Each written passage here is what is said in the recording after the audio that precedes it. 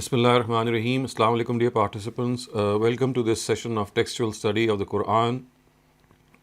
We'll be starting off with verse 24, and this is an important verse with the implication that relations which are prohibited for marriage themselves are explained here, and we also know that as far as this prohibition is concerned, it is not only on the basis of lineage and fosterage, but also on the basis of marriage itself.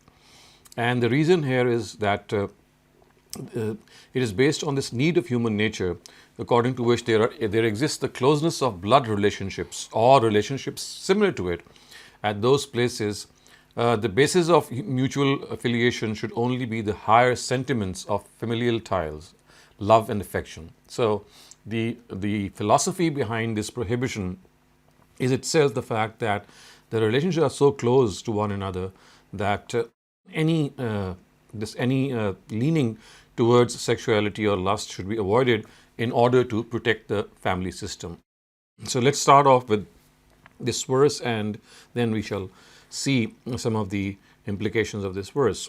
So it says, Hurrimat alaykum ummahatukum wa banatukum wa akhawatukum wa ammatukum wa khalatukum wa banatul akhi wa banatul ukhti wa ummahatukum allati arda'nakum wa akhawatukum min ar-radha'a وأمهات نسائكم وربائبكم اللاتي في حجوركم من نسائكم اللاتي دخلتم بهن فإن لم تكونوا دخلتم بهن فلا جناح عليكم وحلائل أبنائكم الذين من أصلابكم وأن تجمعوا بين الأختين إلا ما قد سلف إن الله كان غفورا رحيما. Prohibited to you are your mothers, your daughters, your sisters, your maternal and paternal aunts, the daughters of your brothers and sisters, also your mothers who have suckled you, and also your sisters through the relationship of fosterage. Similarly, the mothers of your wives are prohibited, and your stepdaughters raised under you, born of your wives with whom you have lain. No offense on you if you have not lain with their mothers, and also the wives of your real sons, of course referring to daughter-in-laws, and also prohibited are two sisters in wedlock at the same time, except for what has already happened. God surely is forgiving, ever merciful. So if you look at this list that has been outlined in this verse, you can see that the blood relationships that are closest, and their closeness has in it such sanctity that there should be no leaning of the nature of sexuality. They have been prohibited, and a virtuous human nature would never tolerate this to happen. So there is no doubt that it is this sanctity which is the foundation of civilization, the essence of culture, and the fountainhead of pure and unadulterated sentiments of affection and gentleness that bring a family into being. The Almighty wants the gaze of a son for his mother, of a father for his daughter, of a brother for his sister, of a nephew for both his maternal and paternal aunts, of a maternal and paternal uncle for their nieces. So you see, these are so close, to remain free from the slightest trace of sexual leaning. So sense and reason also bear witness that any sort of sexual proclivity or inclination between these relations is devastating for human dignity, and also something which is against its honor, and is totally against the unadulterated state of chastity and purity that distinguishes human beings from animals, and also for the protection of the family and the nature of the family in itself. So if you look at the list, once the relationships which are prohibited through lineage and of course fosterage are mentioned, you'll see that it starts off with those relationships which are prohibited on the basis of marriage, on the basis of your lineage. And next, relationships which are based on the prohibition on account of fosterage are mentioned. So initially, if you look, mother, what is said is prohibited to your mothers, your daughters, your sisters, your maternal and paternal aunts, the daughters of your brothers and sisters, also your mothers who have suckled you. So also for the mothers who have suckled you, from here begin the prohibition which relates to fosterage. And before that, you can see the prohibition which is mentioned relates to lineage. So in our society, people do not consider foster relations as strong as what the Arabs consider them to be. This is because of the difference in customs and between their society and the society that we live in. So it was very common in the Arab society to have foster children and to have foster brothers and sisters at the same time. So this is not very common in our society. So the truth is that this relationship has deep resemblance with that maternal relationship. When a mother fosters a child, she suckles the child and brings up a child. He is almost that child's half mother, if not a full one. So how is it possible that a child not be influenced by someone whose milk has nourished and sustained him? And an absence of such influence would mean that his nature has been perverted, and it was necessary for a religion like Islam, which conforms to the highest standards of human nature, to reform such perversion. So as far as this foster relationship is concerned, this is something that has an equal value, and all mothers who have suckled their children, for them and for the child itself, the two are prohibited. And not only that, we'll see as we go along that also some of the relationships which are closely linked with the mother as well, like the sister and the father himself, they should also be, by analogy, be prohibited. The words of the Quran, we have to understand, in this verse clearly testify that this relationship is based only with the full intent of those involved. So in other words, an accidental happening does not establish this relationship. It only comes into being after it is planned and is well thought of. So this I would like to explain in more detail, because today what happens is that if a few drops of milk are, the mother suckles, or someone else's mother suckles a child and gives him a few drops of milk just because the child is crying maybe, or the mother is not available, immediately we come across this fatwa that, well, now she has become his foster mother. That is not correct. If you look at the words, they say that ummahatukum allati arda'nakum. It says that your mothers who have suckled you, and the word which is used is rada'a, and then we have another word wa akhawatukum min ar-rada'a. So people who are conversant with the subtleties of the Arabic language, they know that the word irda, to suckle a child, is from the if'al category in Arabic, and the word has an element of emphasis in it. And also the word radha is absolutely inappropriate to be used when a lady suckles a crying child to soothe him. So radha here actually means that some mother, out of her planning, and of course the planning of the other family, the family sends that child for the purpose of being suckled by another mother. And in that case, after that full planning, of course, the mother herself, or the mother who suckles the child, is called his or her foster mother. So that fosterage will only be established if it is a well-planned thing. An accidental act of suckling a child because he is crying or jittery or any other reason does not make the mother a foster mother. It is also evident from the words of the verse that foster relations are prohibited for marriage, just as the ones through lineage are. So if your mother is prohibited, if your daughter is prohibited, and so on and so forth, then foster relationships are also prohibited. And this is the very purport of the Quran. But the style in which this directive is given is peculiar to the sublime language of the Quran, and that is what is self-evident, because of intrinsic evidence and because of some logical outcome is not stated. So the words used are ummahatukum allati arda'nakum wa akhawatukum min ar-rada'a. Your mothers who have suckled you and your sisters through fosterage. So together with foster mothers, foster sisters are also regarded as relations prohibited for marriage. Now, had the directive ended with the foster mothers, nothing further could have been understood from it. But if the relationship of fosterage with the mother makes her daughter a foster sister, then it is but logical to regard other relations of a foster mother to be also included in this directive. So the Quran actually says that when a mother suckles you in the proper way, then her daughter also becomes prohibited to that person. But it should not end here with the daughter, because if being suckled to the same mother can make a girl a foster sister, why can't the sister of the foster mother be regarded as the maternal aunt, her husband as the father, the sister of her husband as the paternal aunt, her daughter's daughter and her son's daughter as nieces? It is obvious that all these relations are also prohibited in marriage. The only thing is that the Quran has not mentioned the rest of them in words. It has just related one category, which is akhawatukum min radar, which means his sisters in fosterage, which of course would just be a symbolism of that category. Otherwise, all other relations would also be prohibited in the same way.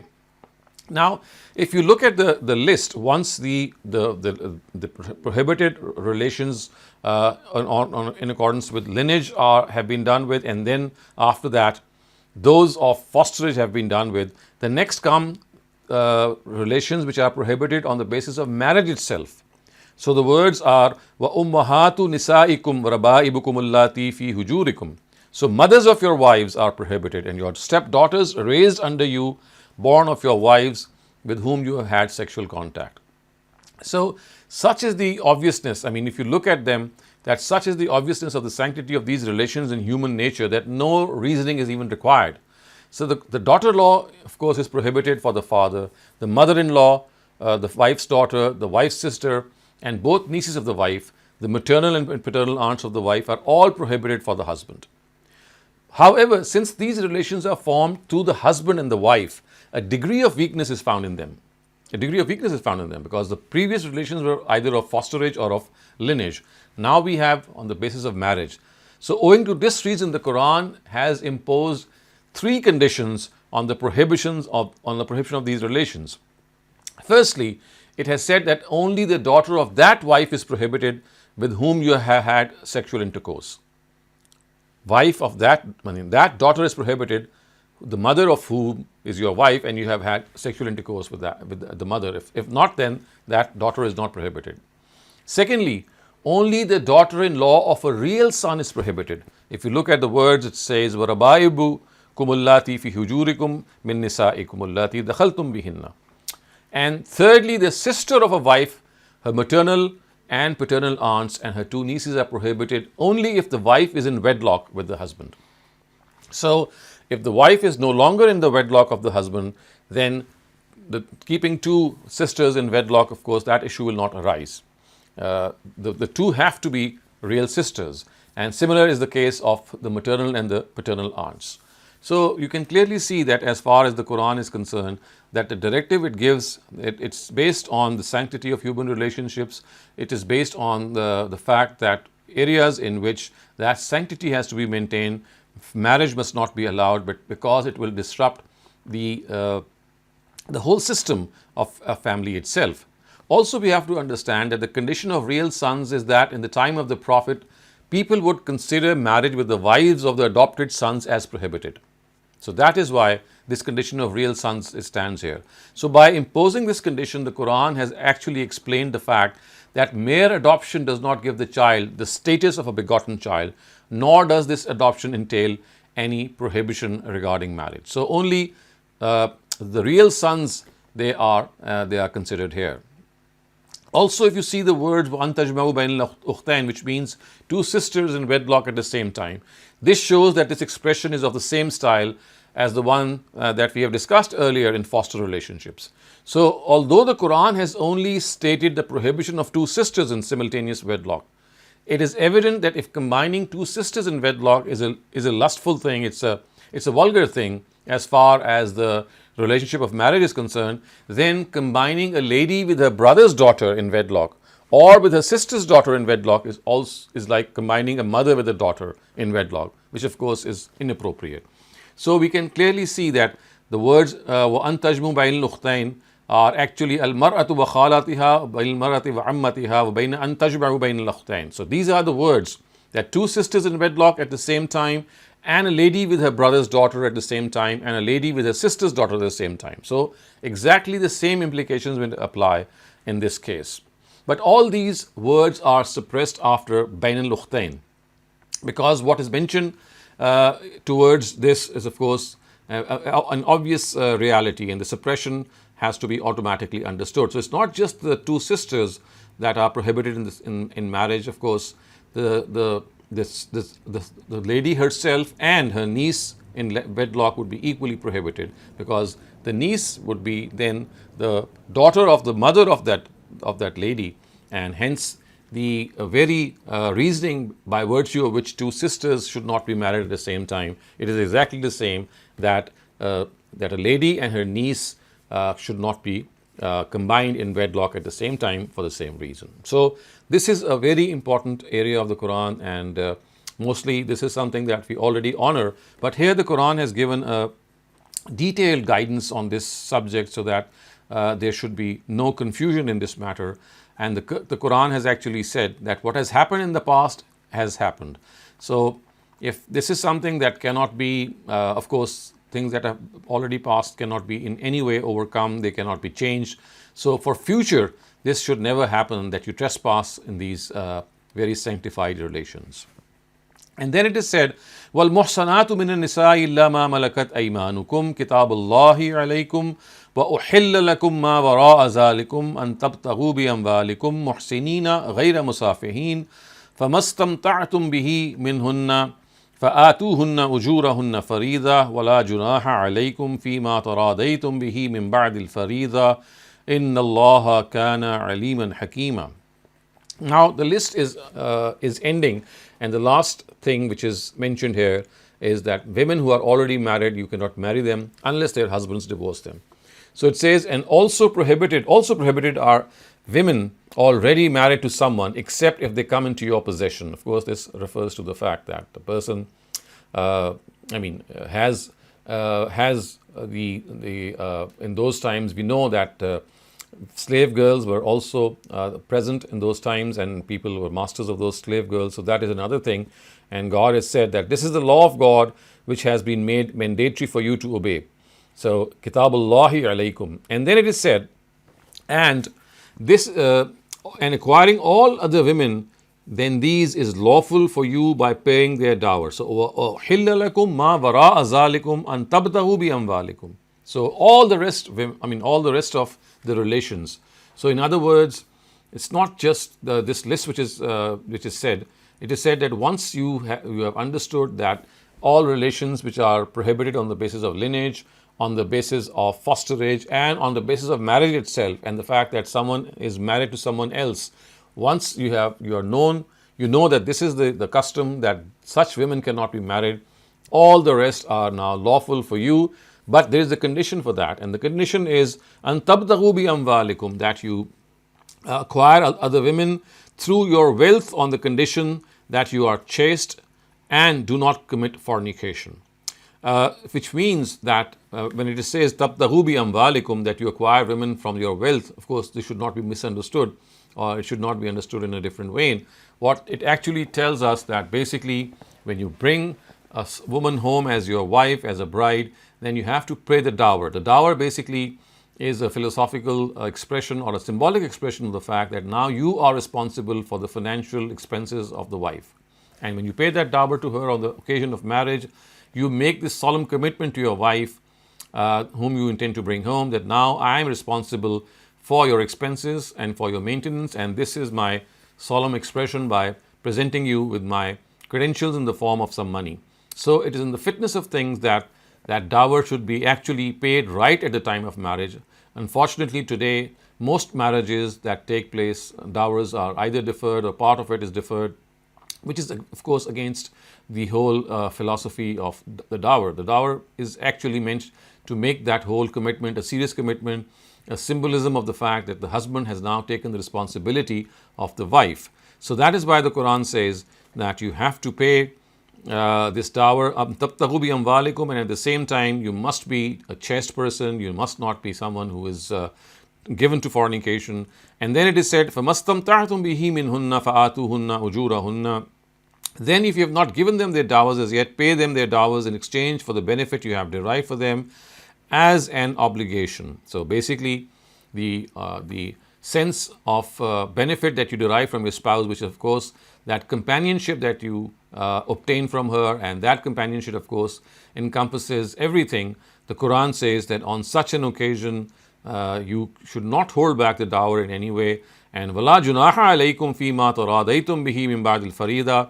If, however, after a dower is fixed, you agree mutually on something, then there is no sin on you. So it does happen on occasions that if you fix a dower, The wife may demand a particular amount and the husband agrees to it, but later on the two, from their mutual consent, relent in any way. So of course that relenting would be on the part of the wife, and she can say, okay, I demanded this amount of dower from you or meher from you, but because I see that there are certain constraints, I would like to give that responsibility. I can reduce that responsibility a little. So if the wife wants, she can have that responsibility reduced, but it cannot be done unilaterally by the husband.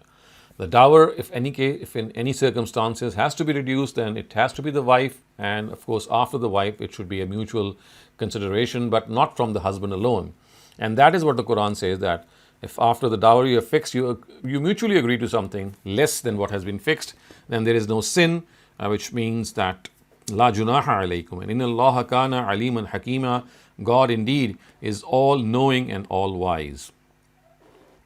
And then it is said, وَمَنْ لَمْ يَسْتَطِعْ مِنْكُمْ طَوْلًا أَنْ يَنْكِحَ الْمُحْصَنَاتِ الْمُؤْمِنَاتِ فَمِمَّا مَلَكَتْ أَيْمَانُكُمْ مِنْ فَتَيَاتِكُمُ الْمُؤْمِنَاتِ وَاللَّهُ أَعْلَمُ بِإِيمَانِكُمْ بَعْضُكُمْ مِنْ بَعْضٍ فَانْكِحُوهُنَّ بِإِذْنِ أَهْلِهِنَّ وَآتُوهُنَّ أُجُورَهُنَّ بِالْمَعْرُوفِ مُحْصَنَاتٍ غَيْرَ مُسَافِحَاتٍ وَلَا مُتَّخِذَاتِ أَخْدَانٍ فإذا أحسن فإن أتينا بفاحشة فعليهن نصف ما على المحصنات من العذاب ذلك لمن خشي العنة منكم وأن تصبروا خير لكم والله غفور رحيم. And those of you who do not have the means wherewith to wed free believing women, let them wed the believing slave girls who are in your possession. So this is another step which the Quran has taken here, that at times, of course, in the times of the Prophet, the institution of slavery was rampant, and as a result of that, there were scores of slaves in every household. The Quran actually began a gradual campaign to have them liberated and set free.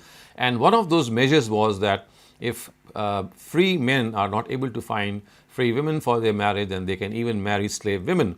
And of course, we can see as we will move along this verse that there is a condition imposed that these slave women must be chaste, they must be modest and not of any loose character.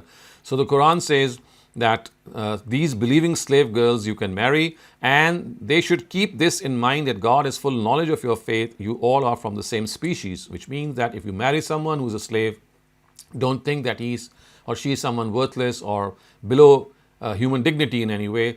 All human beings are created equal, and as the Quran says, ba'dukum min ba'd, you are from one another, you are from the same species.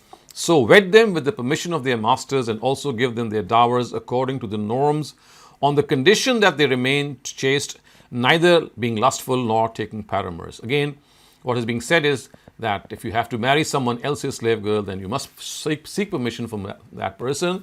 And again, remember that this marriage itself would not absolve you from paying the dower. You still have to pay the dower. You should not think that because you are perhaps doing a favor in marrying a slave girl to her, then you are not liable to pay the dower. The Quran says the dower has to be given in any case, and we know from the words of the Quran that this dower is actually based on the ma'ruf. As the Quran says, وَآتُوهُنَّ أُجُورَهُنَّ بِالْمَعْرُوفِ, you have to pay the dower according to the custom of the society, in a way that you are chaste and you are not lustful, and in taking paramours you are also not given to that. And then it is said, فَإِذَا أُحْسِنَّ فَإِنْ أَتَيْنَ بِفَاحِشَةٍ, that then when they are kept chaste and after that they commit fornication, their punishment is half that of free women. So now another thing is also pointed out here, that if you marry slave women, of course referring to those times, and in spite of being chaste, in spite of being very modest and very decent, this could be the fact that because of their upbringing, they again are guilty of committing fornication, and the Quran says then the whole punishment will not be given, the whole punishment of 100 lashes would not be given. Only half the punishment would be given, because it is in due deference to the fact that these slave women had a very bad past. They were, of course, part of that upbringing in which fornication was a common thing. So in such a case, if you marry a slave girl on the condition that she is chaste and decent, but still after marriage she succumbs to fornication, the Quran says then nisfu ma al muhsanati bil azab, only half the punishment that is due for free women will be given to such slave women who were married by you. And the Quran says that this punishment of marriage is for those among you who fear getting involved in sin. So in other words, what is said, that by if you're not if you don't have free women available to you and you end up marrying slave women, again remember this is something which is being addressed to the society of those times. So people are being told that if you marry slave women, okay, it is fine, it is also going to elevate their social status, but at the same time it is not something which is free of any peril or danger. And because of such dangers, the Quran says, ذَلِكَ لِمَنْ خَشِيَ الْعَنَةَ مِنْكُمْ. If you still marry someone of this, you should only do so when you fear that by not marrying anyone, you might get involved in sin. So basically, it's like a second choice. If you have to marry slave women, it should be a second choice. And for only those who think that if they remain celibate, if they don't marry because free women are not available, they might fall to some bad company and they might end up committing fornication. For this, then said that now, if this is the case that you cannot withhold yourself, then it is better to marry slave women. But then again, you have to follow these instructions. And the Quran says, وَأَن تَصْبِرُوا خَيْرٌ لَكُمْ. But it is better for you if you practice self-restraint. So even in this matter, the Quran wants, it has given a way out to people that they can marry slave women if they have no other alternative. But the Quran says, وَأَن تَصْبِرُوا خَيْرٌ لَكُمْ. But if you withhold yourself and you don't marry these slave women because there is a chance that you might get into trouble, and so with those women as well. So it's better that you've practiced restraint, but then the Quran has still given the choice that if they want, they can still go ahead. And then it is said, Wallahu Ghafur Rahim. And rest assured that if in spite of exercising caution you make a mistake, God is forgiving and merciful. So clearly we can see that the Quran is giving this option of marrying slave women, and at the same time also telling human beings that they should exercise restraint. But if they are not able to exercise restraint and they end up marrying slave women, and in that situation that marriage might make them falter, then God says, Wallahu Ghafur Rahim. In such a case, you will find that God is merciful and forgiving. So before I move on to the next portion of our text today, if you have any questions regarding what we have just studied, please raise them. Thank you very much, Dr. Saleem. Our first question asks, in the history of mankind, at least at the time and after the Prophet Abraham, the sanctity of these relations had been established. What appears from these verses is that people of the time of the last prophet violated the sanctity of these relationships, and the Quran had to say, except what happened in the past. Does historical traditions describe such violations in the sanctity of the relations during the time of the last prophet, and the Quran had to address the issue? Even if we don't have any historical traditions, we clearly know from the Quran, from the words illa ma qad salaf, which means what happened in the past, it happened in the past, which means just forget about it. It actually tells us that yes, this was happening. And also let me tell you, it's not that all these relations were absolutely unclear.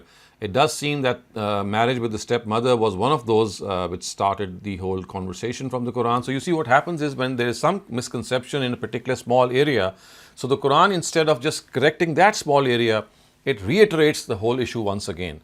So it should not be any cause of misconception that all these relations were blurred, or people did not know that these are prohibited for marriage.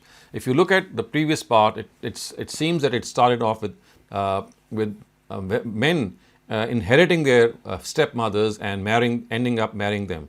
So once that was clarified, some other things needed to be clarified. But for this, it's not that the Quran just corrected that small part. So this is a very common style of the Quran, that when the correction time comes, the Quran does not correct merely that part. It restates the whole law once again. So Hurrimat alaykum mahatukum wa banatukum wa khawatukum, that your mothers are prohibited and your daughters are prohibited and your sisters. This was already well known. It's just like a reiteration of things because there was one area in which people had gone astray. So that is how we should take this. And if you go through the Quran, you'll find several such examples in which a small correction in one affair actually led the Quran to restate the whole thing once again, giving that wrong expression, if you don't understand the style of the Quran, as if it is for the first time that the Quran is prohibiting these things. So they were already prohibited. It's like restating that law. Thank you very much, Dr. Saleem. Imran, please go ahead. Assalamu alaikum, Dr. Shehzad. Thank you for clarification. But one of the things I think you touched upon, wanted some more clarity, was the status of the foster mom. So the foster mother, I want to know if her sister and her mother, this is the first part of my question, are also forbidden, that they are part of the Hurimat, and then Prohibited, yeah. what about the foster sister who has suckled from that foster sister's daughter, which does that become your niece then? Of course. So that would also be prohibited. So the foster sister's niece would also be prohibited, just as the niece of your actual sister is prohibited.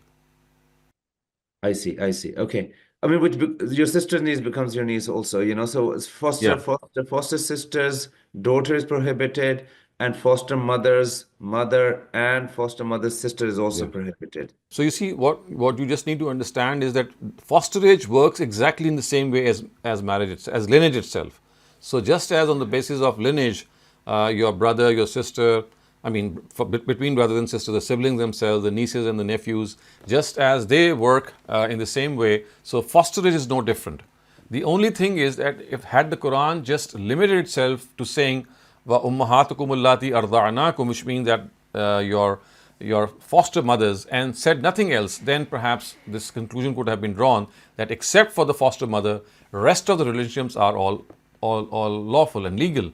But the Quran has added this category of akhawatukum min ar-radha', which means your sisters in fosterage, and stopped short of stating other things and leaving it to us to derive that if the sister of or the daughter of the mother who has suckled you, if she is your foster sister and she's disallowed, so all other relations which have the same sanctity will also stand disallowed. So this is what the style of the Quran tells us.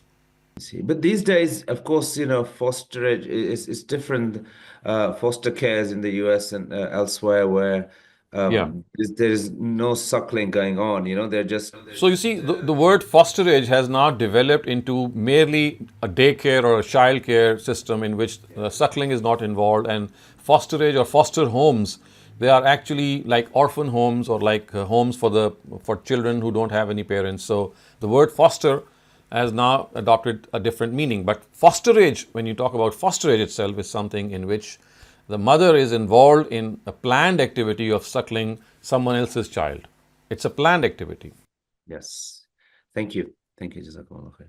So let's move on to verse 26. It says, Yuridullahu liyubayyina lakum wa yahdiyakum sunan allazina min qablikum wa yatuba alaykum wallahu alimun hakim. So God intends to explain His revelations to you and to make you tread the paths of those before you and to look upon you with favor. And God is all knowing and all wise.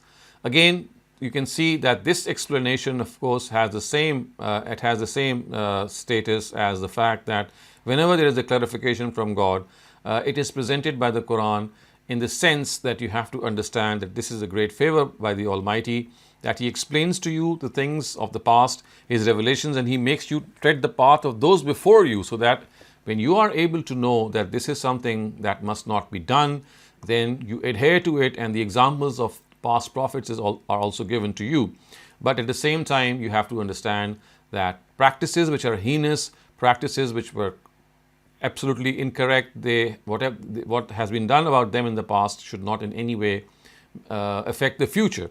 So by going through all the examples of, if you look at the Quran in these styles, it becomes absolutely evident that the word intention here is used in two meanings in it. So first, as an ultimate decision and certain intention, and second, to desire something. So yuridullahu liyubayyina lakum wa yahdiyakum sunan allazina min qablikum. And that is how we have to understand that the whole statement is mentioned here as a decision of God. God intends to explain His revelations to you and to make you tread the paths of those before you and to look upon you with favor.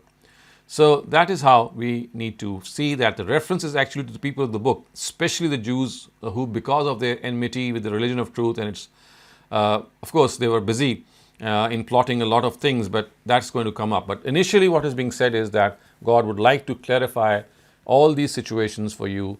Of course, fosterage, again, referring to the fact that it's a planned activity, it's not an occasional or an accidental act of suckling in which you are trying to soothe the child. So the Quran next says, Yuridullahu an yukhaffifa alaykum wa khuliqal insanu dha'ifa. God wants to lessen your restrictions so that He accommodates your weaknesses, and in reality, man has been created very weak. So again, this again is a reference to the fact that some of the things that people might have misconstrued and as a result made themselves to be a burden upon them, they have been clarified by the Almighty, and the burden has been lightened as a result. So therefore, it has to be understood that as far as the Quran is concerned, it does not make any such illusions and restrictions which have been imposed on the people because of their juristic hair splitting, and which is something we know is a very common thing in juristic scholars, amongst Jewish scholars, that they would indulge in a lot of hair splitting and end up complicating matters for them, making directives difficult, as was the case with that cow slaughter that we studied in Surah Baqarah, and similarly in many other things. So the Quran says that the Almighty actually wants to reduce this burden. Yuridullahu an yukhaffifa ankum, that these burdens which the Jews and the Christians, because of their extremism, had appropriated upon themselves, God wants to lighten them. And remember that khuliqal insanu zaifa, that human beings have been created with a weak disposition, a weak nature, which means that you just cannot burden them with something which is unnatural, something which is beyond their own capacity. And this is what God would like to reduce at all costs. And then it is said, Ya ayyuhallazina amanu la ta'kulu amwalakum bainakum bil batil illa an takuna tijaratan an taradim minkum wala taqtulu anfusakum inna Allaha kana bikum rahima وَمَنْ يَفْعَلْ ذَلِكَ عُدْوَانًا وَظُلْمًا فَسَوْفَ نُصْلِيهِ نَارًا وَكَانَ ذَلِكَ عَلَى اللَّهِ يَسِيرًا إِن تَجْتَنِبُوا كَبَائِرَ مَا تُنْهَوْنَ عَنْهُ نُكَفِّرْ عَنْكُمْ سَيِّئَاتِكُمْ وَنُدْخِلْكُمْ مُدْخَلًا كَرِيمًا. Believers, do not consume one another's wealth through evil means, except if it is trading by mutual consent, through which some wealth can be acquired, and do not kill one another. لَا تَقْتُلُوا أَنفُسَكُمْ, do not kill one another. No doubt God is extremely merciful to you. And remember that those who do this through injustice and oppression, we shall definitely cast them into a seething fire, and this is very easy for God. Abstain from these sins, because things from which you are being stopped, if you keep abstaining from their major sins, we shall erase your minor sins from your account and admit you into a place of honor. So, in other words, we have to understand that as far as the Almighty is concerned, He has made this a very important statute, that you must not consume one another's wealth through unjustifiable means, through unjust means, through, as the Quran says, bainakum bil batil, I mean, through batil means, which means that they are absolutely unsanctioned. And amongst this, of course, a lot of financial transactions come, interest, gambling, and things of similar sort have been prohibited precisely for this reason, because they actually amount to aklul amwal bil batil, which means consuming someone else's wealth in a way that you are depriving the other person and also morally harming that person. So the implication is that when God is merciful, how can He approve of His creatures unjustly devouring the wealth of another and killing one another? So He would want people to live with one another and also to show mercy to one another. If you look at the words udwanum wa zulma fasawfa nuslihi nara, you'll see that when they are mentioned together, they point to two separate types of sin. So udwana and zulma. So the first of these refers to sins in which the obligations of a person towards another are not discharged, while the latter refers to forcibly laying hands on the life of and wealth of someone. So that is what is meant by zulman. And udwana means that when you are not discharging the obligations towards other people. So when these words are mentioned separately, of course, then their meanings almost become synonymous. And then when it is said that in tajtanibu kaba'ira ma tunhawna anhu nukaffir anku, and before that it says fasawfa nuslihi nara. If you look at the word nara, it's mentioned without an alif lam, which means it is undefined. And when this is undefined, then the word nara actually is an expression of magnification, which means a horrible, not just a fire, but a horrible fire, something that is really going to burn people. So they have to be absolutely sure that they are not devouring each other's wealth through unjust means, by embezzling them, by deceiving them, and of course, as we just saw, that interest and gambling too They actually form one of the categories in which the Quran has prohibited things, and that is devouring one another's wealth through illegal means. So the next thing which the Quran says is وَلَا تَتَمَنَّوْا مَا فَضَّلَ اللَّهُ بِهِ بَعْضَكُمْ عَلَى بَعْضٍ وَلِلرِّجَالِ نَصِيبٌ مِّمَّا اكْتَسَبُوا وَلِلنِّسَاءِ نَصِيبٌ مِّمَّا اكْتَسَبْنَا وَاسْأَلُوا اللَّهَ مِن فَضْلِهِ إِنَّ اللَّهَ كَانَ بِكُلِّ شَيْءٍ عَلِيمًا وَلِكُلٍّ جَعَلْنَا مَوَالِيَ مِمَّا تَرَكَ الْوَالِدَانِ وَالْأَقْرَبُونَ وَالَّذِينَ عَقَدَتْ أَيْمَانُكُمْ فَآتُوهُمْ نَصِيبَهُمْ إِنَّ اللَّهَ كَانَ عَلَى كُلِّ شَيْءٍ شَهِيدًا. So it says that do not desire things in which God has given preference to some of you over others, because whatever men have earned, they shall get its share, and whatever women have earned, they shall also necessarily get its share. If you desire to outdo one another, then this is the affair to do it, and for this ask God for his bounty. Surely God has full knowledge of all things. So this basically is a prelude to the family system, which is going to be discussed in the very next verse, and it is actually said that if God has appointed someone for a particular purpose as the head of the family, it should not be any cause of being thought of as an inferior person, or being overcome with any inferiority complex, because responsibilities could be different, and those responsibilities are actually based on the actual obligation that you are required to carry out. So that is a build up toward the system of family, which is just going to be discussed in the very next verse. So the Quran says things in which one gender is naturally more gifted and the other one is less gifted should not be a cause of any skirmish, any altercation, because this is a affair which God has ordained. There are some responsibilities which a man can discharge in a more appropriate way, and others in which women are much more superior, and therefore this is how responsibilities have been divided. It should not be a cause of any altercation or argument. So if you have to outdo one another, God says that it should be the sphere of piety, because for that, whether you're a man or a woman, it doesn't matter. You now have a free way before you. To be a good person, to be a righteous person, is like a field that you have before you, regardless of who you are and where you are and what is your status. So the Quran says that things in which God has ordained one superior to the other should not be a means of any conflict, because that is how things are and how God has made this whole world. However, other areas, for example, the area of piety, the area of righteousness, that is open to each and every individual. Every single person can be more pious than the other person. It's just a question of thinking and exerting more effort in that area. And that is why it says that whatever men will earn, they will get from it, and whatever women will earn, they will get a share from it.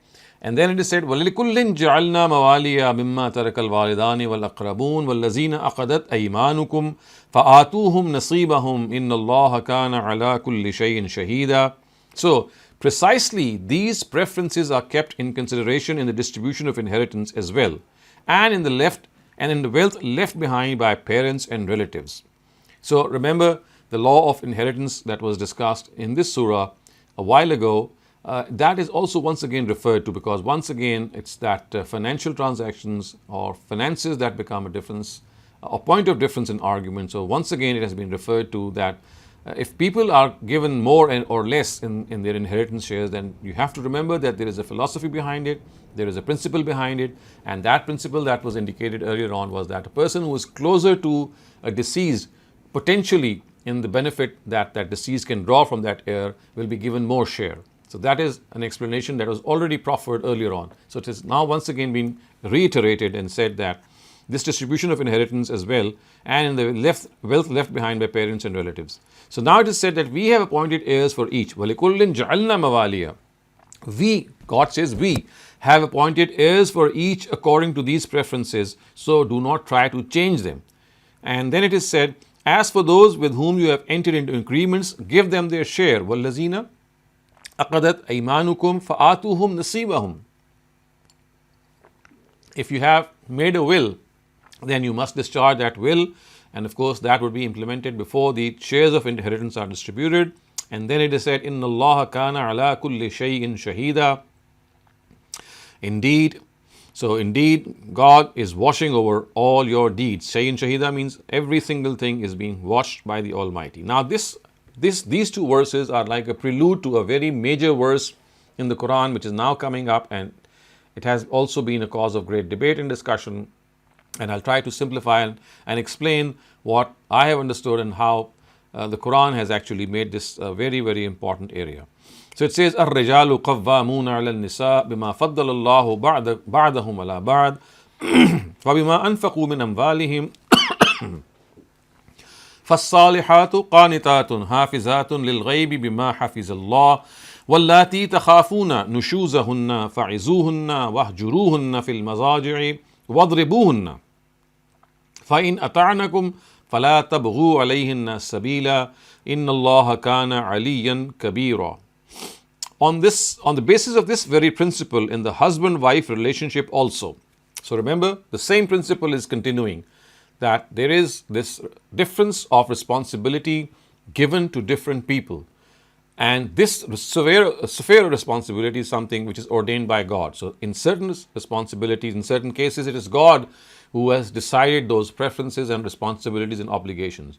So the Quran says exactly the same thing has been kept in mind regarding husband and wife relationship, regarding the institution of the family. And how is that? It says men are made in charge of women because God has given one superiority over the other and because they have spent their wealth. So what is being said here is that men are in charge of women. Now, of course, this is a word that needs some explanation. The Arabic is qawwam. The Arabic for the word in charge is qawwam. And in order to understand what qawwam means and what to be in charge of women means, I think a very appropriate contemporary word that can explain the whole sentence is that men, or husbands in this case, because of course the family setup is being discussed, so husbands are being talked about. It is said that husbands are regarded to be the head of the family. So to be in charge of women, of course, does not mean that you're in charge of your daughter or your sister. It actually refers to your wives. So although the word ar-rijal is used and an-nisa is used, of course, they both refer to husband and wife. So husbands have been made the heads of the family. When it's said that husbands have been made in charge of their wives, it only means that in a family setup, husbands are given the governing position. And the words are bima faddalallahu ba'dahum ala ba'd, because God has made one more superior to the other, referring to the fact that in this particular area, men or husbands are more suitable to be the head because of the psychological, physiological, and temperamental reasons, that generally men have the power to take decisions, men have the power to take a stand, and the way that things need to be governed, they are given this position by God Himself. And that is why the words used are bima faddalallahu ba'dahum ala ba'd, because some of them have been given superiority over the others. So the words have not explicitly mentioned husbands as having superiority, but it is mentioned in a rather indirect way, so that we can understand that there is a sphere in which husbands have a degree of superiority, and there is another sphere or other spheres in which the wives will have a degree of superiority over their husbands. The only thing is that you have to understand that this division of labor is on the basis of this natural human inclination. This is the first thing which is mentioned. And the next thing which is mentioned is وَبِمَا أَنْفَقُوا مِنْ أَمْوَالِهِمْ, and because they have spent their wealth, which means that husbands have been made liable to spend on the family. Husbands are made liable to spend on the family. They have to take the charge of financial expenses in all situations. And whether a wife earns or not, that is her sweet will or wish. She can be a professional, she could be a non-professional, she could be a stay-home mom, she could be a working mom. But come what may, the husbands in all situations must earn for the family. So these two reasons give a husband the prerogative to be the head of the family. One, they are more naturally suited for this task in general.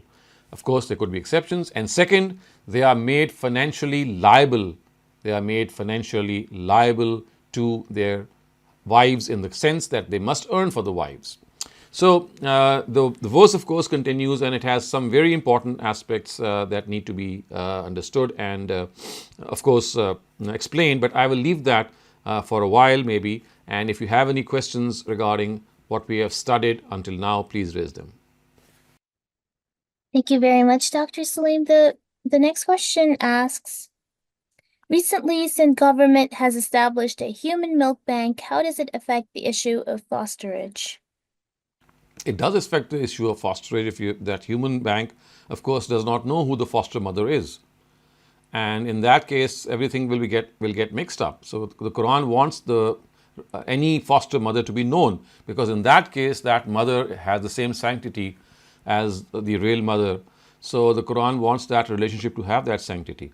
So it's not something of it's not a commercial institute as the Quran has put it forth. It's like more of a social institute in which one woman is helping the other in case she is not able to suckle the child. So I would not see this to be in line with the essence and spirit of what the Quran has spelled out here, that you create a milk bank without knowing who the donor is and without knowing where the milk is going to end up, because this is a very solemn and a sacred affair, that the person who ends up drinking the milk of someone, that lady then becomes the foster mother. And in this case, we obviously don't know who's the foster mother, because it's like a milk bank. We don't know where the milk is coming from. And even if we know that, I don't think it would be quite easy to maintain a record, because there would be so many people of so many sorts coming in and donating their milk. So now we come to a very, very, I would say, sensitive part of our discussion here. And this is the family setup that has been explained in the Quran. And then if there is a situation in which this family setup is disrupted. So I'll try to explain that. First, we have already seen that the Quran has said that as far as men and women are concerned, husbands and wives are concerned, a husband is regarded to be the head of the family. And as far as being the head of the family is concerned, this is because of two reasons. One, because he's more suitable for this task, psychologically, physiologically, and various reasons could be put forth. And secondly, because he's made liable to earn for the family. Now, the next thing which the Quran mentions regarding a family setup is brought up by the Quran. It says, فَالصَّالِحَاتُ قَانِتَاتٌ حَافِظَاتٌ لِلْغَيْبِ بِمَا حَفِظَ اللَّهِ وَاللَّاتِي تَخَافُونَ نُشُوزَهُنَّ فَعِزُوهُنَّ وَاهْجُرُوهُنَّ فِي الْمَضَاجِعِ وَاضْرِبُوهُنَّ فَإِنْ أَطَعْنَكُمْ فَلَا تَبْغُوا عَلَيْهِنَّ السَّبِيلَ إِنَّ اللَّهَ كَانَ عَلِيًّا كَبِيرًا. Men are made in charge of women because God has given one superiority over the other, and because they have spent their wealth. So we've already discussed this part. So now we're going to go to the next part. And that says, so pious women are obedient to their husbands.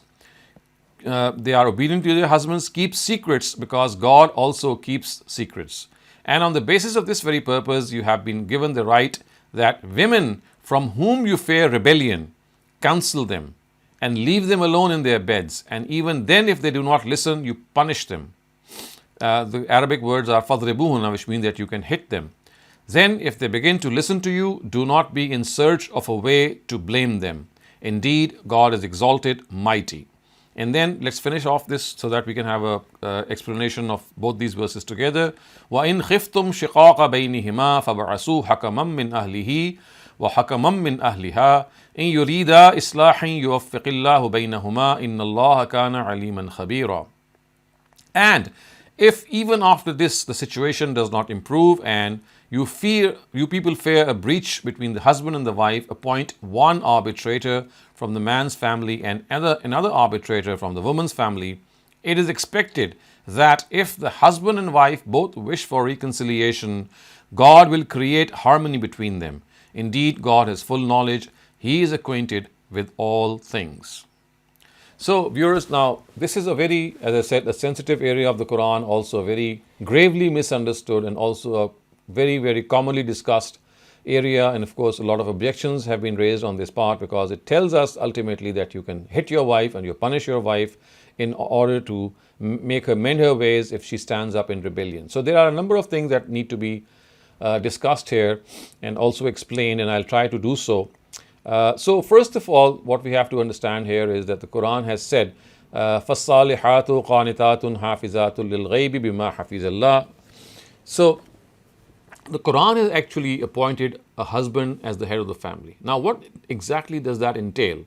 Of course, as the head of the family, a lot of decisions might fall into abeyance, a lot of decisions might end in a deadlock. And in such a case, what is the way forward? You see, things that relate to strategy, things that relate to how we can move on in life. At times, a husband and a wife might have a difference in opinion. But before that can happen, what the Almighty wants us, what we can see from the spirit and essence of how He has taught us, is that if there is a difference of opinion, then the husband and wife should try to intellectually argue in favor of what their view is, so that they can convince their own spouse. If the husband thinks that he has something to tell his wife and he has some reasoning behind it, he should do so in reply. If the wife thinks that the reasoning is very convincing, I mean, it might be something that might instigate her ego, but as a true seeker of the truth, she is expected to succumb to it and to accept the truth. Similarly, if the wife's reasoning regarding a particular matter in which there is a deadlock is more convincing, then it is expected that the husband should actually listen to her and let her, I mean, the decision that she has taken, he should adopt that decision. I mean, this is how normally situations do develop. But here the Quran has discussed a novelty, I would say, or a unique situation in which, in spite of the two parties having a discussion on a particular issue, the whole issue falls into a deadlock. And there is not a question of a superior reasoning. It's just a question of a person saying one thing and another person saying another thing, and both have equal weight, so to speak. Both have their own merits. So how can one resolve the situation when the things have equal weight and at the same time there is no way to resolve the situation? In such a situation, the Quran says that being the head of the family, the husband will have the casting vote, and in such a situation, but if there is a deadlock, then the opinion of the husband shall prevail, even if it is incorrect. I mean, so to speak, if the wife thinks that it is incorrect or it is something which is illogical, even then, because this is one way of resolving differences of opinion. It's not a way of deciding the matter in the light of what right is, because you see, when arguments have taken place and reasoning has taken place and it fails to convince either of the two, then one has to accept one of the opinions, because otherwise everything will be in a deadlock, in a state of disarray. So the Quran has just taken a practical step and given this suggestion that when such a thing happens, that there is a deadlock, then the opinion of the husband should be adopted and matters should just go on from that. But it should not be a cause of the husband always invoking his casting vote in every direction, in every step that he takes, and this would be a misuse of a situation whenever there is a deadlock, instead of trying to resolve that deadlock through reasoning, he just steps up and says that, well, what I'm saying must be accepted. This is not what the essence of this whole discussion is. The Quran wants the husband and the wife to come to an amicable conclusion and either accept the wife's view or the husband's view, whichever is more logical. But as I said, at times this is not possible and there is a deadlock. In such a situation, just as a means to go on in life and to move ahead, the Quran says that being the head of the family, being the fact that he is spending for the family, and being the fact that generally he has been invested with the right to be the head, so the casting vote is given to the husband. So this is the first thing that has to be understood, and it should not in any way mean that it is establishing the hegemony of the husband in any way and making the wife realize that she is always wrong. No, this is just a means to resolve a debate, just to move on in life, because when there is a deadlock, one has to, one solution could have been that you turn to some other person, a third party maybe, or the society itself, and of course that is something which is not very appropriate, because in that case you would be discussing a lot of your household matters outside of your house, which is not very healthy in general, and it of course also makes you feel inconfident, and also you lose your confidence amongst each other. So the Quran has given this solution that in case of a deadlock, the husband's decision should prevail. This is the first thing. The second is فَالصَّالِحَاتُ قَانِتَاتٌ حَافِظَاتُ لِلْغَيْبِ, that in such a situation, the Quran says, whenever there is a deadlock, and if the husband's situation is that he is giving an opinion and that has to prevail, and then the Quran says that pious wives are those who submit to what their husband ultimately decide. They don't rise up in rebellion. They don't say that, well, I'm not going to accept what you have said. It's my decision that is going to prevail. In such a situation, the Quran says that the wife should let go of the situation, because there is just one thing that can make them move ahead in life, and that is adopt one particular decision or one particular view. And the Quran says that it is more appropriate that the person who is spending for the family and working for the family and at the same time being given this responsibility should be the person who has this final say. And on such occasions, pious women are expected to be compliant to their husbands. And then it is said that hafizatul lil ghaibi bima hafizallah. Another important thing which is described here is that women should guard the secrets of their husbands just as God has guarded the secrets, which means that just as God keeps our secrets, women on occasions when they become rebellious or when they feel that they have been wronged on such occasions, what they do is they start discussing their husbands in public, especially the shortcomings of their husbands. So the Quran says that this is not a very appropriate attitude. You must guard the secrets of your wife, of your husbands, which means that whatever you know of your husband, it should remain in the bedroom, it should remain amongst the two of you, and you should try amongst yourselves to resolve the situation. Because what a wife can know about her husband, of course, is no matter of secret, that if she would like to expose the husband, she can really end up humiliating him in public because of his shortcomings. So the Quran has said two things, that on such occasions, if there is a deadlock, and especially in such a case, the wife should show this magnanimity of accepting the decision of the husband and not expose him to the society in any way, because this is not going to be in any way beneficial for the system of the family. This is the second thing. Now, thirdly, it is said, وَاللَّاتِي تَخَافُونَ نُشُوزَهُنَّ. Now the husband is given another directive, and he's told that this is a normal situation in which wives should normally comply with their husbands. Normally they should, in cases of deadlock, accept his opinion, and at the same time wives should also not expose their husbands to the society. Next, it is being said that this could be a fact that a wife decides to do otherwise. Instead of being compliant, she starts to rise up against the husband and says, no, I am the head of the family. Now, it's my decision that's going to prevail. I am going to call the shots. It is then that the Quran says, وَاللَّاتِي تَخَافُونَ نُشُوزَهُنَّ. So nushuz is the Arabic word used, which means that if your wife starts to behave as the head herself and she challenges the authority of the husband, then there is a way to deal with such a wife. But before I explain that way in the light of the Quran, we have to understand, first of all, that the word nushuz is mentioned here, which means that a wife rises up in rebellion. It does not refer to any difference of opinion. It does not refer to any, difference in view as well. Because you see, this verse has been misused and misinterpreted, and people think that, well, if the wife is disobedient, if the wife has a different view than yours, then you have a right to do all what the Quran has mentioned here. That is not the case. No, sir. The Quran refers specifically to the case in which the wife rises up in rebellion, and you think that now she is challenging your authority, which means the final authority, which means the casting vote. The Quran says that if the husband fears such a nushuz, such a rebellion from a wife, then what is to be done? It gives us 3 steps. It says, first of all, izuhunna. Counsel your wife. Be sweet to her. Tell her that she's doing something which is going to disrupt the family. It's going to end up in a very bad way. And some time should be spent on this.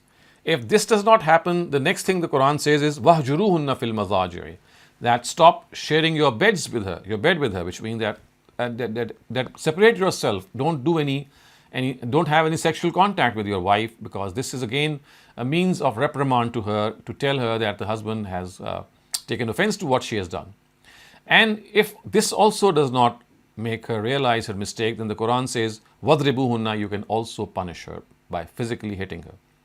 So, of course, physically hitting the wife is something that is unimaginable today in the circumstances that we live, in the society that we live, and hence this whole verse has been called into question by many people, that how can the Quran say that you can even end up hitting your wife in order to stop her from rebelling against you.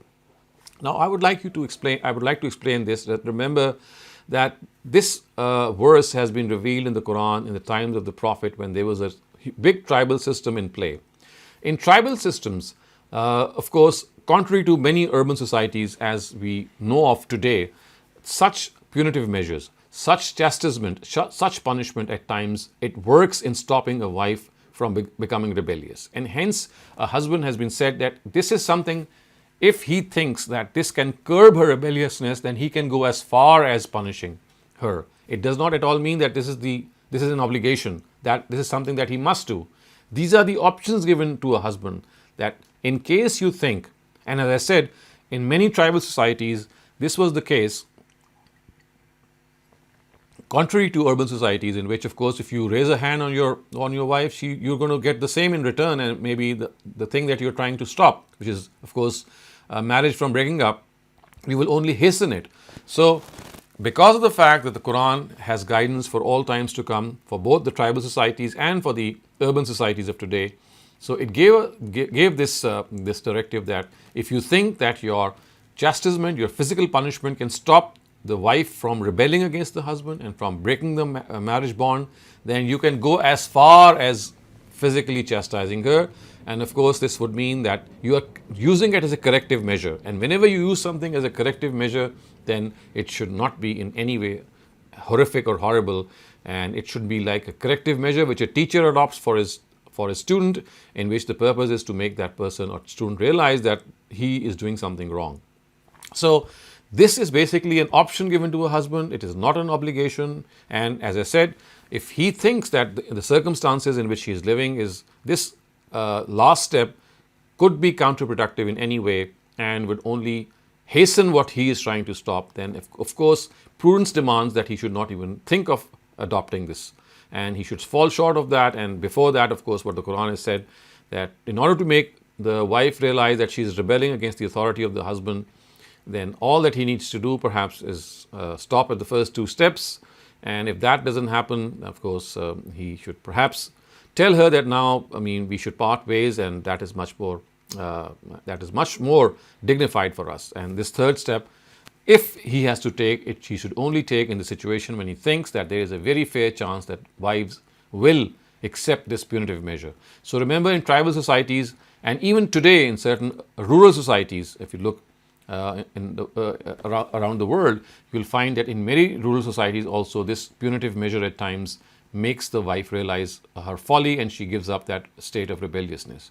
But the Quran says that if this is the case, then ultimately, if this is going to not stop your wife and it's going to end up in divorce, then again there is a step that should be taken, which is mentioned in the next verse, and that is that after taking all these three steps, even then, if you think now you cannot stop the marriage from breaking up because she's not going to act as a rebel, and she's going to take charge of the family instead of the husband herself, then the Quran says that appoint an arbitrator from both sides of the family. So even before the next step goes into play, which means divorce is even thought of, instead of going for the divorce, the Quran gives a step, it gives an advice. It tells us that before the husband and the wife think of divorce, let one more thing come up, and that is, let two arbitrators be appointed, one from each side, and let the arbitrators try to resolve the situation. And what the husband and wife could not do in their own personal capacity, maybe these arbitrators are able to win the situation. So that should also be done. And once these arbitrators fail, then the Quran says, of course, divorce could be an option. Today we know that a lot of divorces take place without even taking this into account, that the Quran has explicitly said that whenever the situation reaches a divorce and you feel that you are not able to reconcile the two of you, then the Quran says that before the husband pronounces a divorce or the wife asks for a divorce, take another step and appoint an arbitrator from both of your families and let them sit together and let them now try in your place to resolve matters. Even now, if they fail, it is now that you should go perhaps for the divorce, so that now every step that could have taken to safeguard the marriage institution from breaking up has been taken. So with this we come to an end to these set of verses, and now if you have questions, what we have studied, please raise them. Thank you very much, Dr. Saleem. This question asks, What exactly is the scope of the word nushuz? Are there certain specified circumstances and scenarios which will tantamount to challenging the authority of the husband? Apparently, it should not be applied to petty matters. Of course, petty matters are not at all, I mean, they should not even be thought of. It actually refers to the fact that the wife is wanting to disrupt the whole family system by wanting to become take the place of the husband as the head of the family. So this is a very blatant example. Another blatant example could be that she is guilty of sharing the bed with someone else. That would also be nushuz, that now that she's rebelled against the family system and she has she's cheating on her husband. So that could be another form of nushuz. But it has to be something of this sort that actually elicits this whole procedure. Less than that, if the wife, for example, has her own view regarding going out or maybe cooking food or whatever she's doing, it has to be understood that this in no way can be counted as nushuz. So nushuz actually, I mean, the word nushuz means to rebel against authority. That you don't accept the authority of the husband whenever there is a deadlock. You say that no, my view will prevail. So the Quran says that one of the views had to prevail, because if there are two people, I mean, in three people, of course, had there been three people, the majority would have prevailed. But of course, we don't. In marriage, this doesn't happen. So we have husband and we have a wife. So one of them had to prevail if there was a deadlock. So the Quran has just given this solution that the head of the family should prevail as a natural consequence. But if the wife says that, contrary to the fact that my husband is the head of the family, I'm not going to accept him as the head whenever there is a deadlock, and I am going to insist on my opinion. This is what the Quran actually refers to. Much, Dr. Saleem. Noshad Shafkat, please go ahead. Doctor, this appointing of arbitrators is usually understood here in our country to mean appointing arbitrators when the husband has pronounced a divorce and the matter is before the local union council or the court. And at that time, a notice is given to both to appoint. But what you are saying is that before divorce takes place, not finalized, but takes place, then the arbitrators are. Yes. So this is not me saying it. This is the Quran. Yeah, the Quran. Yes. Of Right. course. That's a very great information for me, Doctor. Thank you very much for the clarification. Yes. So the Quran insists. You see, if you look at this, you'll find out that how hell bent the Quran is to stop marriage from breaking up. So basically, the Quran wants the marriage bond to be kept intact as far as possible, and for this, it has gone to very extreme lengths, that giving the husband the prerogative to even punish the wife, because the purpose of that punishment is not to punish her in any other way except to stop the divorce from taking place. And if that does not stop the divorce from taking place or the marriage from breaking up, the next step is suggested, that now bring in two arbitrators. So you see, such is the intent of the Quran, to preserve the marriage institution, that it has gone to such lengths. Thank you very The much. sanctity of the marriage or the family system is primary importance. That's correct. Thank you. Naeem Afridi, please go ahead. Assalamu alaikum, sir. Wa alaikum salam. Sir, in present times, we see wives are the only earner in some occasions. So can we say that they can be take the status of Qawam and at least make their decisions on financials decisions? They can. First of all, we have to see that this could be by mutual consent. I mean, the husband has said that, well, because of certain reasons, I give you, or you take the lead in earning. This would only delegate his earning to the wife, and this is not like an actual situation in which he has given up his authority. It's just like a delegation, because remember, the Quran has not just said that earning is the basis of being the head of the family. It has said two things. بِمَا فَضَّلَ اللَّهُ بَعْضَهُمْ عَلَى بَعْضٍ وَبِمَا أَنْفَقُوا مِنْ أَمْوَالِهِمْ. So two things. One of them are earning for the family, and the second is because the husband is more appropriate for this task. So both have to be present. So in such a situation, I mean, this can only be accepted if at the time of marriage or in some time of their life, the husband willfully says that, well, I am no good, I cannot take decisions, and neither am I physically or mentally in a position to take decisions, and I'm also not in any way in charge of the of earning for the family, and these responsibilities are now delegated to you.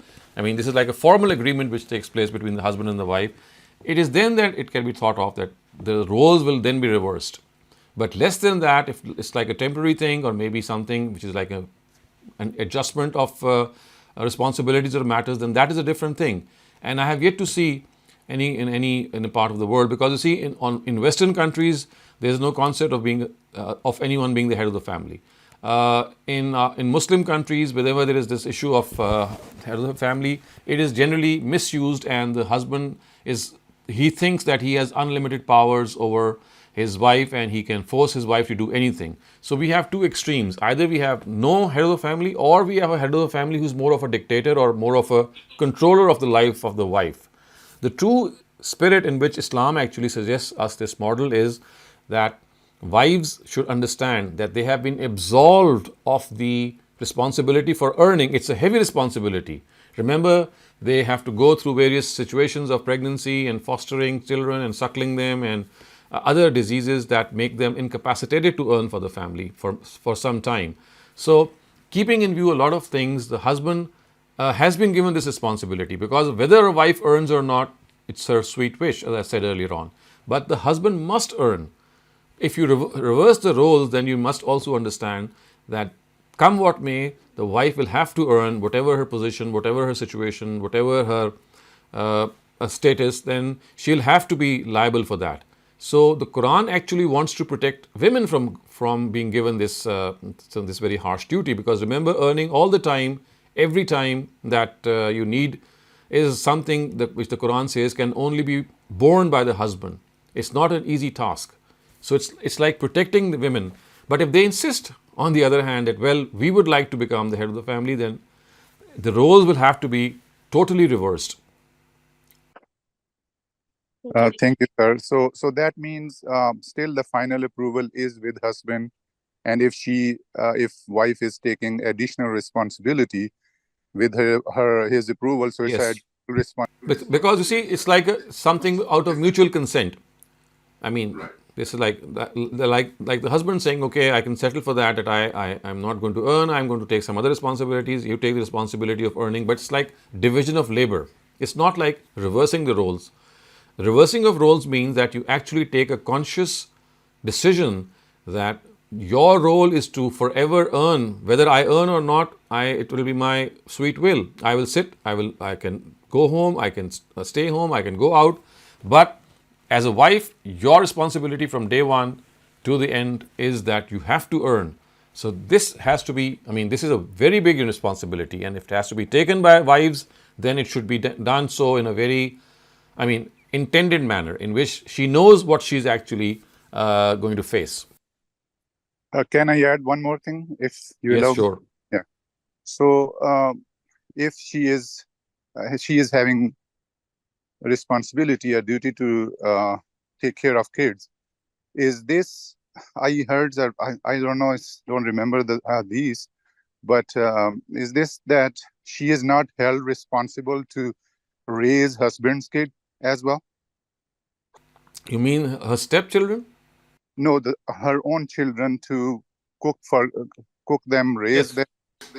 You see, the responsibility of the wife in no way is to, service the husband or service the house. There is a natural responsibility that, of course, whenever you are a mother, you take care of your children. So that does not need to be stated. But what needs to be understood is that cooking for the husband or cleaning for the husband or cleaning the household or being responsible for household chores is not the responsibility of the wife. This is something which has been wrongly, delegated to her because of a lot of cultural reasons. So whatever mutual setup to the husband and the wife decide upon is fine. For example, it could be the fact that, yes, the wife says that I'll take care of the home, I'll take care of certain chores. And it could be that the husband says, no, I'm going to take care of those chores. So this is an area that has been left to understanding and discretion. It's not that the Sharia or religion has obligated the wife that she has to do this, whether the husband does it or not. it has left this to the mutual understanding of both. Whatever model they think is appropriate in their circumstances can be adopted. But what cannot be compromised upon is that the husband cannot say that I will not earn for you, because he's been given this responsibility. So his only responsibility is to earn for the family.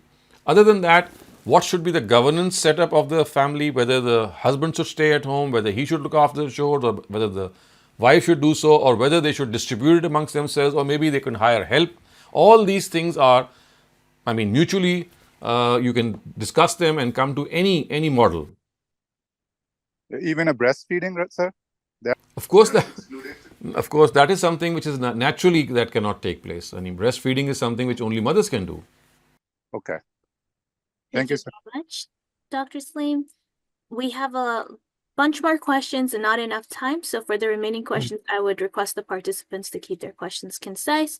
The next question asks, do the directives of Surah Al-Ahzab, as understood by the companions, the way today's scholar interpret it? Like, for example, the harshness in tone and talking behind the curtain for every woman. So, as far as Surah Ahzab is concerned, I think I've explained it a number of times that it is a surah in which the hypocrites had taken upon themselves to debase and demean and humiliate and bring the household of the Prophet into disrepute. And for this, they would barge into the house of the Prophet. They would try to converse with the wives of the Prophet. They would try to tease them when they would go out of their homes to relieve themselves, and all sorts of things would be done by them. So Surah Ahzab basically is a surah in which the household of the Prophet has been protected from their subversive activities of the hypocrites. And for that, certain directives have been given to his wives. They are in no way to be taken as directives that have been given to his wives, because other women have been asked to follow what the wives of the Prophet have to be done. It is, as I said, a very, very specific situation in which, when they saw that they were not able to tone down the progress of Islam through other means, one thing that came to their minds was that they should disrupt the family life of the Prophet, so that the Prophet himself is somehow, his household is brought into disrepute amongst common men. When common people would think that that the wives of the Prophet have such characters that they talk to all sorts of people, and there are scandals that can be made about them, and such a scandal becomes very prominent, and you know what happened in the case of Aisha also in the incident of Ifk, then of course it creates a lot of smoke in the society, and before it settles down, you don't know what's going on. So this was a ploy made by them, that they wanted to bring the house of the Prophet into disrepute by scandalizing his private life. So in order to protect the Prophet's personal life from scandalous incursions by these people, certain specific directives are given, and among them was this directive that these women should not talk to these strangers, because when they talk to them, they go out and give all sorts of false information, that today I had a conversation with such and such a woman who was the wife of the Prophet, and she talked to me in such a way, in such an elegant way, and it was as if she was just trying to give me that invitation, etc., etc. So this would be something that they would do, spread a rumor amongst common men. So in order to stop them, the Almighty could have done two things, and I've explained this a lot of times. He could have either exposed these hypocrites by telling them that you are people who are just after the Prophet, but the Almighty did not do that, because still among the hypocrites were people who could have been refined, who could have been reformed. So the Prophet wanted to give them more times, because amongst that bulk of hypocrites, there were still people who could have mended their ways. So what actually happened is that instead of tightening the hypocrites and exposing them, the Almighty actually tightened the lives of the household of the Prophet by telling them that they should not go out and in a particular manner. They should not let people barge into their homes. They should not speak to them in a way that they are complacent and gentle in their speech. So all these directives were given in the background of these, I would say, adverse and activities by the hypocrites. Thank you very much, Dr. Saleem. Noshad Shafkat, please go ahead. Doctor, you're talking about duties of the wife, that she is not obliged to look after the household or Right. cook for the husband or something. But this is a cultural phenomenon. Wouldn't Yes. violation of a cultural phenomenon in our society also amount to a sort of a rebellion against what the Quran is teaching us to follow what the people generally follow, or is that not so? That would not be the case, because you see, if at the time of marriage, the two people, because you see, what happens is that being ignorant of the fact that a wife can at this time say that I would not raise the children or I would not work for the house, she does not know of these rights that she has. So it's like something which automatically happens, and it's like an understood, it's like a given, and something that is transferred by her mother and grandmother to her without challenging it, because they think that it is something which Islam also stipulates, that as a mother she has to stay in the house and work for the house and look after the house, because this is something which is inherited from generations, that people think that this is the right way. But if they are told that this is not the right way, and it is you can sit with your husband and decide any mutually agreeable setup of the house, then maybe she can have a different view of that. And if she does say so and the husband also agrees, then that would of course become the norm of that house. But in our countries this does not happen. It never happens, because of the fact that it is already a given. People already are made to understand that wives are meant to stay at home and serve their husbands, and iron their clothes, and cook their food and wash their clothes, etc. Because this is something of a given, that people don't even think that there is something else to this matter. So once you change their thinking and you tell them that, well, this is not an obligation from religion, it's a cultural thing, now you will see whether the two are agreeable to this or not. Maybe a wife herself says at the time of marriage that, okay, even if it's a cultural thing, I accept it and we can go on with that. Or she can say something else. So I think it is more a question of making her aware of her rights. If she becomes aware, she might act differently. But if she's unaware and she goes against the norms of the society, this is not something that we can say that she's rebelling against the husband, because you see, she does not even know if this is part of religion or not. Thank you very much, Dr. Saleem. The next question asks, since hitting a woman or wife has been mentioned as preserving the family, but now it might lead to the dissolution of the family itself, should it just not be practiced at all? What do you think? That's correct. That is what I just explained.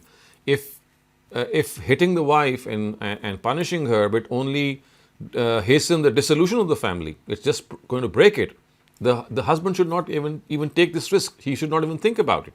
He should only take this step if he knows that this is going to curb the wife from her rebellious nature. This is like an option. This is like your own wisdom coming into play and making you think that if I use this option, maybe I'm going to stop my wife from what she's doing. But if you know very well that if I use this option, it's just going to increase the whole situation, it's going to worsen the matter, then it should not be adopted at all. So remember, these are options, these are not obligations. Options means that you have to exercise them by using your own wisdom and prudence. Thank you very much, Dr. Saleem. Ruhi Rasul, please go ahead. Assalamu alaikum, sir. Wa alaikum assalam. Sir, Hazrat Hazrat Fatma asked Hazur Sallallahu Alaihi Wasallam to provide her help for house chores, but she was refused, and she was asked to do it herself. So the responsibilities of all the house chores even in those days, for the highest of women, they were supposed to be done by the ladies. So let me explain this, that this is not the correct way of understanding religion, that you start off by understanding a Quranic directive through a historical instance. Because you see, historical incidents, they are at times not properly reported, at times they are partially reported, and at times they are totally distorted. We don't know what actually happened. When the Quran is telling us something and we see a historical happening, not what the Quran tells us to be in accordance with that, then what should we do? I mean, what happens normally is that we go for the incident and we say, well, I mean, whatever the Quran says, this never happened and something else happened. So therefore, we should go with what historical happenings tell us. So I think that this is not the correct way of interpreting religion. The Quran always holds the supreme authority. If it says something, then we have to interpret every incident in accordance with the light of the Quran. So I think that either this incident might have been wrongly reported, or maybe there were some other details that have not reached us, or there could be some other experiences which the Prophet had in his own mind. So I think that we have to understand that the Quran is a definitive text, and historical happenings are always fragmentary. They are not reported with their full context. So on all such occasions, it is the Quran that has to be accepted with all its implications, not historical happenings. We must interpret historical happenings in the light of the Quran, which means that what the Quran says will always prevail. If something is reported differently, then we will always think that that report has not reached us correctly. Or, as I said, it was partially reported, because you see a lot of incidents that are reported from the Prophet, at times the person who reports them just walks in and he hears that conversation that was done in his presence, and he forgets or does not know what happened previously. So he just reports the part that he is cognizant of, and hence the report is not correct or not totally reflective of the real situation. Darling Doc, I'm sorry, my microphone was muted. These days, the conflict, especially in the West, seems to be that the wife, when she works, the additional burden falls on husband and the family. And the concept of what's mine and what's mine is mine, what's yours is mine too, seems to have a lot more conflict here in West these days than I think the traditional suggests, or the Quran suggests. Yes. So what is the question? The question is, how does this family matter? The conflict how can you resolve this conflict when the wife is not available at home to do some tasks, when the husband has to take additional tasks on her behalf, on the family's behalf? So as I said, I mean, this is something that has to be settled right at the time of marriage. You see, distribution of responsibility is a very important area, and it is often neglected, and it comes into play when things start to happen, and then it is too late. So you see, a very practical way and a very wise way is right at the time of marriage, you decide your duties and obligations and the governance that you are likely to encounter, or you would suggest or envisage. So see, the husband and wife must sit together even before marriage, that this is how we're going to run the house, this is how things are going to happen, this is how our conflict would be resolved, so that they come to a clear manifesto or mandate amongst each other. And in the absence of that, I mean, conflicts will just arise. And this is what's happening today, that things arise and then they get out of proportions. We are not able to control them. So the advice which our religion gives us is that the governance of the house, the way things should happen, the way things should move forward, is a very important matter. And right before marriage, this should come into discussion, so that everyone knows what his or her responsibility is. Thank you. Thank you very much, Dr. Saleem, for another incredibly superb lesson.